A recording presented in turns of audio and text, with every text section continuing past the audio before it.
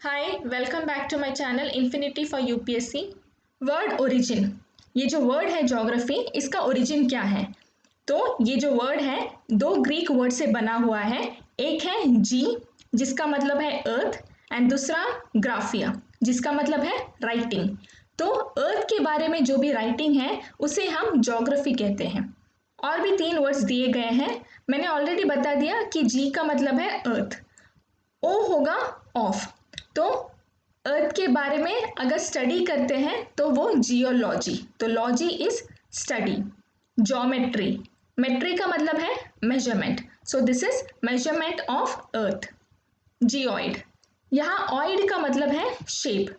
Actually geoid ये एक shape का नाम है, जैसे सर्कल है, ट्रायंगल है, रेक्टेंगल है, वैसे ही जियोइड एक शेप का नाम है।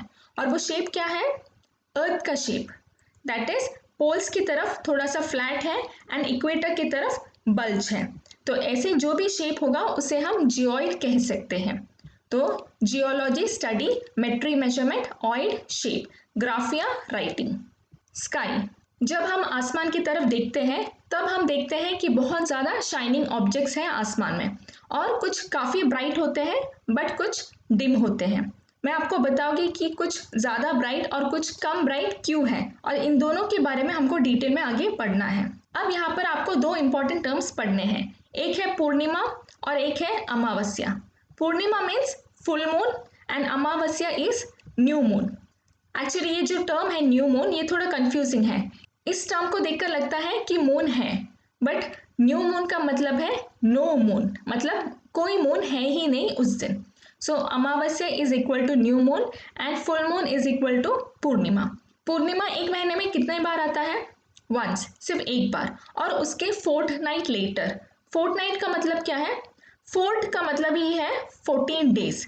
तो 14 डेज के बाद ऑन द 15th डे अमावस्या होता है, दैट इज 15th डे को न्यू मून होता है। अब यहाँ पर आपके लिए एक इंपॉर्टेंट एमसीक्यू क्वेश्चन है, which is the best day for an astronomer to watch the night sky? एक एस्ट्रोनॉमर के लिए नाइट स्काई ऑब्जर्व करने के लिए सबसे बेस्ट डे कौन सा है?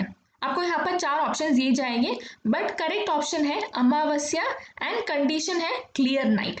दैट इज अमावस्या के दिन आपको आसमान बहुत ही क्लियरली विजिबल होगा और एस्ट्रोनॉमर के लिए वो बेस्ट टाइम है स्काई ऑब्जर्व करने के लिए।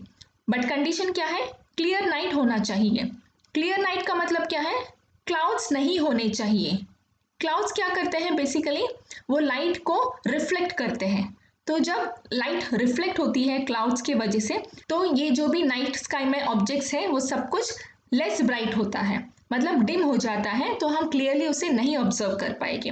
तो कंडीशन है provided there are no clouds on the day of अमावस्या।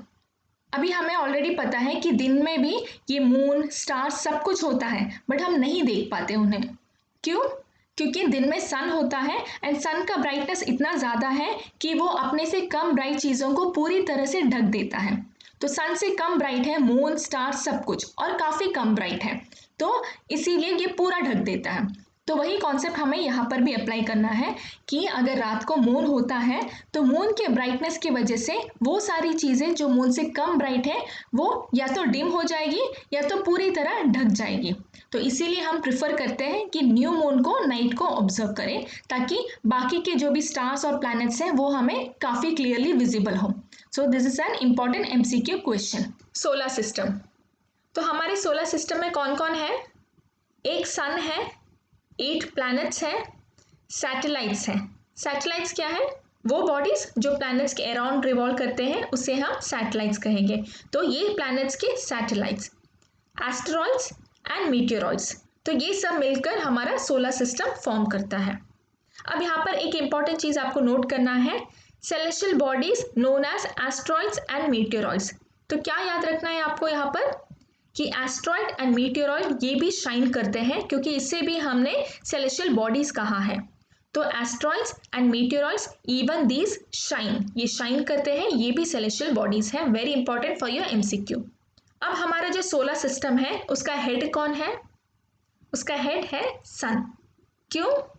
क्योंकि सन जो है वो सोलर सिस्टम के सेंटर में है, वो एक रीज़न है। सेकेंड रीज़न है सन का हीट एंड लाइट यूज़ कर कर ये प्लैनेट्स, ये सैटेलाइट्स, ये एस्ट्रॉइड्स, ये मीटियोरॉइड्स, ये सब कुछ शाइन होता है। तो ये दो कारण की वजह से हम सन को हेड ऑफ द फैमिली कहते हैं। तो it is at the centre and it gives light to all these celestial bodies.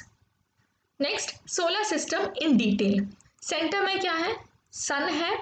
अब ये जो 8 प्लैनेट्स हैं इसे आपको करेक्ट ऑर्डर में बाय हार्ट करना है, ये इंपॉर्टेंट है आपके एमसीक्यू के लिए। तो ऑर्डर क्या है? Mercury, Venus, Earth, Mars, Jupiter, Saturn, Uranus, Neptune. ये ऑर्डर में याद रखिए। और ये ऑर्डर किस बेसिस में है? Distance from sun, that is Mercury sun के सबसे पास है एंड नेपट्यून सन से सबसे ज़्यादा दूर है। तो this is on the basis of the distance from sun. अब और क्या देखते हैं यहाँ पर हम? एक एस्ट्रॉइड बेल्ट है जो कि मार्स एंड जुपिटर के ऑर्बिट्स के बीच में है। So asteroid belt is between Mars and Jupiter, very important for your MCQ. अब ये जो 8 प्लैनेट्स है इसको हमने 2 डिवीजन में डिवाइड किया है। एक है इनर प्लैनेट्स एंड एक है आउटर प्लैनेट्स। तो इनर प्लैनेट्स मतलब वो सारे प्लैनेट्स जो सन के करीब हैं। तो हमारा जो मरकुरी, वीनस, अर्थ, मार्स, ये जो 4 प्लैनेट्स हैं इसे हम इनर प्लैनेट्स कहेंगे एंड हमारा जुपिटर, सैटर्न, यूरेनस, नेपट्यून, इन चारों को हम आउटर प्लैनेट्स कहेंगे। Interesting fact, Jupiter, Saturn and Uranus have rings around them. They are belts of small debris. तो इसका मतलब क्या है? जुपिटर, सैटर्न एंड यूरेनस इनके पास अपना रिंग है, दैट इज कुछ रॉक्स मिलकर वो पूरा रॉक्स एक ग्रुप बनाकर ऐसे सर्कुलर वे में इसे रिवॉल्व करती है। तो ये बेसिकली एक रिंग की तरह नजर आता है। एंड ये रॉक्स क्या है? ये कोई पुराना प्लैनेट का छोटा सा टुकड़ा है। जब कोई प्लैनेट ब्लास्ट होता है कंप्लीटली तो जो उसके छोटे छोटे पीसेस होते हैं वो ऐसे डेब्रिस बनकर या तो ऐसे रिंग्स बन जाती है या तो एस्ट्रॉइड या तो मीटियोरॉइड बनकर ऐसे सोलर सिस्टम में घूमती है। तो ये जो भी एस्ट्रॉइड, मीटियोरॉइड, जो रिंग्स, ये सब कुछ है, ये कोई पुराना प्लैनेट का टूटा हुआ टुकड़ा है बेसिकली। अब ये जो रिंग्स हैं वो अगर हम पावरफुल टेलीस्कोप यूज़ करेंगे तो हमें वो क्लियरली दिखाई देगा।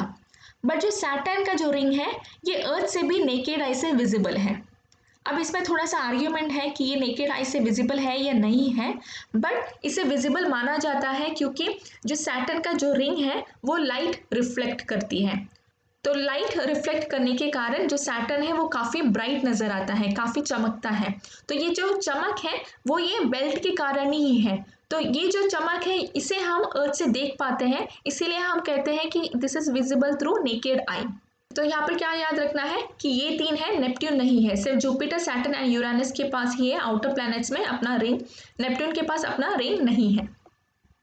Next, do you know Those who study the celestial bodies and their movements are called as astronomers. तो वो लोग जो celestial bodies को और उनके मूवमेंट को स्टडी करते हैं उसे हम एस्ट्रोनॉमर कहेंगे। अब 2 टर्म है यहाँ पर, एक है एस्ट्रोलॉजर L और एक है एस्ट्रोनॉमर। अब ये दोनों में ज़्यादा डिफरेंस नहीं है क्योंकि एस्ट्रोनॉमर जो है वो भी सेलेस्टियल बॉडी को स्टडी करता है अपने स्टडी के पर्पस के लिए, और एस्ट्रोलॉजर्स जो हमारा फ्यूचर प्रेडिक्ट करते हैं वो लोग भी बेसिकली स्टार्स और प्लैनेट्स के मूवमेंट के बेसिस पे ही फ्यूचर प्रेडिक्ट करते हैं। तो ये दोनों लोग डायरेक्टली या इनडायरेक्टली स्टार्स के मूवमेंट्स को ही ट्रैक करते हैं।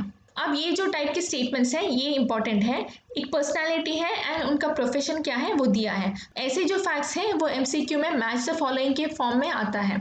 तो आर्यभट्टा ये कौन थे? ये एक फेमस एस्ट्रोनॉमर थे। तो आर्यभट्टा का प्रोफेशन है एस्ट्रोनॉमर। अब आर्यभट्टा को हम क्यों याद रखते हैं? क्योंकि उन्होंने कहा था कि जो मून और प्लैनेट शाइन करते हैं उनका जो शाइन है वो अपना खुद का शाइन नहीं है, बट वो रिफ्लेक्टेड सनलाइट के कारण शाइन करते हैं। तो ये जो फैक्ट है ये हमें आर्यभट्टा ने दिया है। Next, do you know light travels at the speed of about 3 lakh kilometre per second. ध्यान दीजिए ये पर सेकेंड है, दैट इज ये स्पीड काफ़ी ज़्यादा है एंड इतना ज़्यादा स्पीड होने के बावजूद भी जो लाइट है सन का वो 8 मिनट्स लेती है अर्थ तक पहुंचने में। That is light of the sun takes about 8 minutes to reach the earth. यहाँ पर ये दोनों फिगर्स इंपॉर्टेंट है, 3 lakh kilometre per second and 8 minutes, ये स्पीड है एंड ये टाइम टेकन है। अब इसका एक और मतलब क्या है? जब हम अर्थ से सन की तरफ देखते हैं तो जो सन हमें विजिबल है वो प्रेजेंट सन नहीं है, वो 8 मिनट्स पुराना सन है। क्यों? क्योंकि जो रोशनी हमारे आंखों पर आती है वो 8 मिनट्स पुरानी है। Next, satellite. सैटेलाइट क्या है? ये एक सेलेस्टियल बॉडी है। एंड सैटेलाइट्स क्या होते हैं? सैटेलाइट्स प्लैनेट्स के अराउंड रिवॉल्व करती है एंड जो प्लैनेट्स हैं वो सन के अराउंड रिवॉल्व करते हैं। कितने नेचुरल सैटेलाइट्स हैं हमारे पास? सिर्फ एक, एंड वो है मून। बट हमारे पास काफ़ी ज़्यादा ह्यूमन मेड सैटेलाइट्स है, दैट इज आर्टिफिशियल सैटेलाइट्स है। ये आर्टिफिशियल सैटेलाइट्स क्यों यूज़ करते हैं हम? दो पर्पस है, एक है इंफॉर्मेशन गैदरिंग एंड सेकेंड है कम्युनिकेशन। तो ये दोनों पर्पस के लिए हम काफ़ी ज़्यादा आर्टिफिशियल सैटेलाइट्स बनाते हैं एंड उसे हम ऑर्बिट में प्लेस करते हैं। 3 एग्जाम्पल्स दिया है यहाँ पर आपको, इनसैट, IRS एंड एजुसैट। तो ये तीनों आर्टिफिशियल सैटेलाइट्स हैं।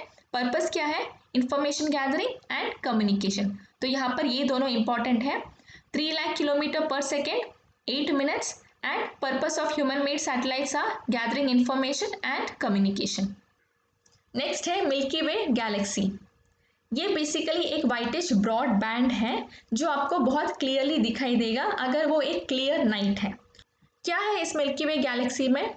इसमें बेसिकली स्टार्स है एंड डस्ट है, मिलियंस ऑफ स्टार्स हैं और इसे हम आकाश गंगा कहते हैं हिंदी में। क्यों? क्योंकि जो एंशिएंट इंडियंस थे जब उन्होंने मिल्की वे गैलेक्सी को ऑब्जर्व किया तब उन्हें ऐसा लगा कि एक रिवर ऑफ लाइट फ्लो हो रही है। सो एक रिवर ऑफ लाइट जो फ्लो हो रही है उसको अगर हम ट्रांसलेट करेंगे तो आकाश गंगा कहेंगे। So that is how this got its name. अभी ये जो मिल्की वे गैलेक्सी है ये सिर्फ एक गैलेक्सी है। हमारा जो पूरा ब्रह्मांड है उसमें ऐसे मिलियंस ऑफ गैलेक्सीज होते हैं। अगर आपको देखना है कि हमारा ब्रह्मांड कितना बड़ा है तो ये है, ये जो आउटर सर्कल है ये हमारा यूनिवर्स है, मतलब ब्रह्मांड, और उसके अंदर हमारे पास काफ़ी मिलियंस ऑफ गैलेक्सीज हैं और उन मिलियंस ऑफ गैलेक्सीज में से सिर्फ एक गैलेक्सी है हमारा मिल्की वे गैलेक्सी। सपोज ये मिल्की वे गैलेक्सी है तो उसके अंदर 16 सिस्टम्स हैं जो कि अगेन मिलियंस में है। तो मिलियंस ऑफ 16 सिस्टम्स हैं एंड उनमें से एक सोलर सिस्टम है हमारा सोलर सिस्टम जहाँ पर हमारा सन है एंड हमारा अर्थ है। तो अगर आप इस डायग्राम को बहुत ज़्यादा सीरियसली लोगे तो शायद से आपको लगेगा कि आप सिर्फ एक छोटा सा बूंद हो ये पूरे से ब्रह्मांड में, बट एक्चुअली ऐसा नहीं है। अगर आपको आपके एग्जिस्टेंस का इंपॉर्टेंस समझना है तो आपको दो कॉन्सेप्ट समझने होंगे, एक है माइक्रोकॉस्म और एक है मैक्रोकॉस्म। माइक्रोकॉस्म मतलब आप और आपके अंदर का ब्रह्मांड और मैक्रोकॉस्म मतलब आपके बाहर का ब्रह्मांड। तो जो बहुत ही लर्नड मैन थे, जो फिलोसोफर्स थे, उन्होंने हमें ऑलरेडी बता दिया है कि हमारा जो माइक्रोकॉस्म है वो मैक्रोकॉस्म को इफेक्ट करती है। दैट इज हम जो सोचते हैं हमारा अंदर का यूनिवर्स जो है वो बाहर के यूनिवर्स को बहुत ज़्यादा इफेक्ट करती है एंड वो डिसाइड करती है कि बाहर का यूनिवर्स क्या करेगा एंड कैसे बिहेव करेगा। तो आप ये मत सोचिएगा कि आप सिर्फ एक टाइनी डॉट हो, इनफैक्ट आप इतना ज़्यादा इंपॉर्टेंट हो कि आप डिसाइड करोगे कि यूनिवर्स में क्या होगा और क्या नहीं होगा। So that's all from my side for this topic. Please like, share and subscribe this channel if it is helping you, and I'll be back with the next video very soon. Thank you so much.